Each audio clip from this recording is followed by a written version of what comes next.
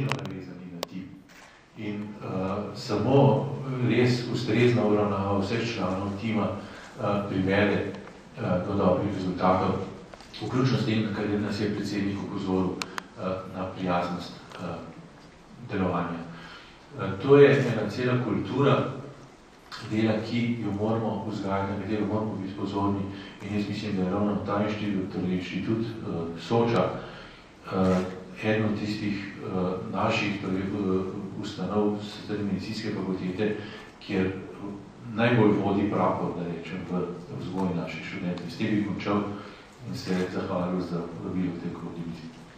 Inštitut sam je učna baza, zavod, inštitut, učna baza, že desetletja, že ko se pred 40 leti se pridružuje v statutu medicinske fakultete, piše in še danes piše, je inštitut, zavod, inštitut, učna baza fakultete, tako kot klinični center, onkološki inštitut. No, dvakrat je bila se strani bivših vodstv medicinske fakultete ustanovitev katedre odložena, da ne rečem zavrnjena, no sedaj pa seveda z razvojem stroke od leta 97 katedro tudi imamo. Kaj so naša področja, poleg fizioterapije, ortopedske tehnike, delovne terapije, radiološke tehnologije, zdravstvene nege, seveda babištva, sanitarnega inženjerstva in še nekaj drugih, torej 8 programov, letos smo začeli z novim programom laboratorijske zobne protetike. Vsi to so programi, ki so tako ali drugače povezani z vašo inštitucijo in tradicionalno dobro sodelujemo. Definitivno bi si želeli boljše sodelovanje z določenimi fakultetami. Z nekaterimi fakultetami zelo dobro sodelujemo, z drugimi pa ne. Pa mislim, da če bi boljše sodelovali, bi lahko še bolj pomagali ljudem, s katerimi delamo. Na programskem področju, morda? Tako na programskem, kot na raziskovalnem, kot čisto na izobraževalnem. Govorimo o srednji študija, no, ki ga te fakultete pač dajajo svojim diplomantom, študentom, ki so potem pri vas zaposlijo. Mislim, da s fakultetami, ki izobražujejo kader, ki se potem pri nas zaposli, res dobro sodelujemo. Morda bi si želeli izboljšati sodelovanje s fakultetami, kjer se potem ljudje ne zaposlijo pri nas. Morda s fakulteto za arhitekturo, s fakulteto za šport v bistvu smo že začeli delati na tem, da bomo izboljšali sodelovanje. Smo že podpisali nek dopis o sodelovanju. Tako da stvari se razvijajo in mislim, da bo dobro. Hvala lepa. Sistemsko so urejene v praksi, pa ne vedno in povsod, kot vsi dobro veste. Jaz bi se mogoče v tem svojem kratkem ekspozeju vrnil k res odličnemu predavanju rektorja Pejovnika in če bi tam besedico znanost zamenjali z besedo arhitektura, bi pravzaprav prišli do enega smiselnega opisa tudi stroke, ki jo jaz zdaj tukaj zastopam. Se pravi, arhitektura zmore vse, je pa tudi kriva za vse, seveda. In jasno v okviru tistega delčka diagrama, ki ste ga pokazali, kjer je bil arhitekt pač v enem vogalu, v tistem delu, kjer se ukvarja okolje. Arhitektura ne more prinesti sreče, ampak je pa eden od pogojev za to, da je sreča mogoča. Veliko projektov potekalo, ne pionerov domačih, predvsem tujih projektov in ta tuja naveza je bila koristna tako za inštitut kot za nas. Trenutna znanja, ki se pač dogajajo, ki so pred nami, so pa kar zelo izzivalna in široka. Nekaj besed, mogoče takih, ena taka širša beseda kot robotika, mogoče je bionika, bionika, inteligentne proteze, visokotehnološke proteze, razni visokotehnološki vsadki za naj se bo povrnitev gibanja, povrnitev sluha in raznih drugih zadev. To so stvari, ki iz raziskovalnih krogov prihajajo v bistvu v rehabilitacijska in klinična okolja. Seveda, sama robotika je zelo pomembna.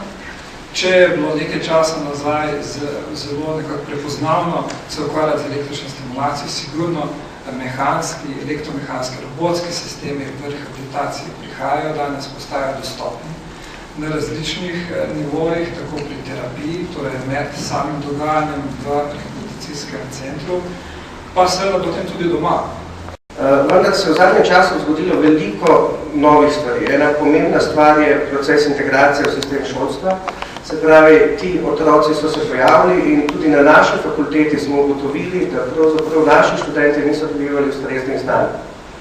Sedaj so se naši športni pedagogi, kar nekaj so se jim pojavili ljudi, s katerimi niso vedeli, kaj delati. Seveda, to je bila tudi naša krivda in tega se sedaj zavedamo in skupaj z tem protokolom o sodelovanju, ki je bil pravkar podpisan in z nekaterimi drugimi ukrepi sodelovanje, predvsem, da bi naši študenti hodili tudi na prakso na inštitut za rehabilitacijo, da bi se s to populacijo spoznali, da bi postopno začeli razvijati metodike. Skratka, mi dejansko, tudi ko smo gledali predavanje profesor Burgerjeve, smo na koncu, ko začne potekati ta proces resocializacije, ko se pojavi v okolju, pa postane šport zelo pomemben. In mislim, da je zelo pomembno, da začnemo ta šport razvijati, vse metodike, spoznavati športe že na inštitutu. In v bistvu, moram reči, zadnje 4 leta, kar pa dejavno tudi delujem v športu invalidov. Moram reči, da to je bila tudi zame osebno zelo velika šola v življenju in vsi napori, ki jih dajem, preprosto ti športniki invalidi si nedvomno zaslužijo. Namreč take osebnosti, kot sem danes spoznal, redko kje vidiš. Tako da mislim, da vsi napori, ki jih vlagamo, so vredni in moramo to sodelovanje samo še poglobiti in spraviti na še višji nivo. Namreč zavedati se moramo, da na tem področju je pa tudi v svetu bil narejen tak korak naprej, tudi sredstva, ki se vlagajo, so tolikšna, da mislim, da v Sloveniji niti ne moramo predstavljati. Pri nas se pa srečujemo še s problemom, prej je gospod arhitekt povedal, dejansko v Ljubljani pravzaprav ni primerne telovadnice praktično za center, kjer bi bilo. In tukaj je zelo pomembna stvar, ta nova dvorana, ki se bo zgradila, ki mislim, da bi morala biti vzorčna, kako v prihodnje graditi športne dvorane. Tukaj v tej skupini mi manjkajo uporabniki. Predsednik države je zelo poudaril vlogo. Odnos med terapevtom in med uporabnikom. Ampak žal, da sedaj v prvih uri pa pol uporabnikov ni bilo slišati. To je stvar, ki kaže, da imamo na področju rehabilitacije ob vsej čestitki za preteklo delo nas čaka zelo velik izzivov. Ministrstvo za delo v svojih predpisih daje inštitutu javna pooblastila, torej tudi za razvojno raziskovalno delo ravno na tem področju. Področje zaposlitvene rehabilitacije, torej vračanje v svet dela in po novem zakonu, ki bo verjetno v najkrajši prihodnosti sprejet, zakon o izenačevanju možnosti, tudi javno pooblastilo na področju proučevanja invalidnosti z tega holističnega vidika, ne z medicinskega, ne z tehničnega, ne z vidika tega javnega, ampak celovitega, tudi s povezovanjem podatkov, informacij, baz, evidenc, ki jih imamo v tej državi. Tako da ob iskreni čestitki inštitutu, iskreni čestitki rehabilitaciji nas čaka kar nekaj izzivov, poleg teh so jih kolegi navedli, še veliko na področju družboslovja in humanistike. Hvala. Kajti raziskovanje je podlaga, da lahko potem tudi tisti, ko to potrebuje, lahko ima nekaj od tega. Zagotovo bo potrebno bolj razviti tudi ta humanistični del. Kajti celostna obdelava, spet grob izraz, človeka, ko se poškoduje invalida, je zelo pomembna za nadaljnjo socializacijo v okolje.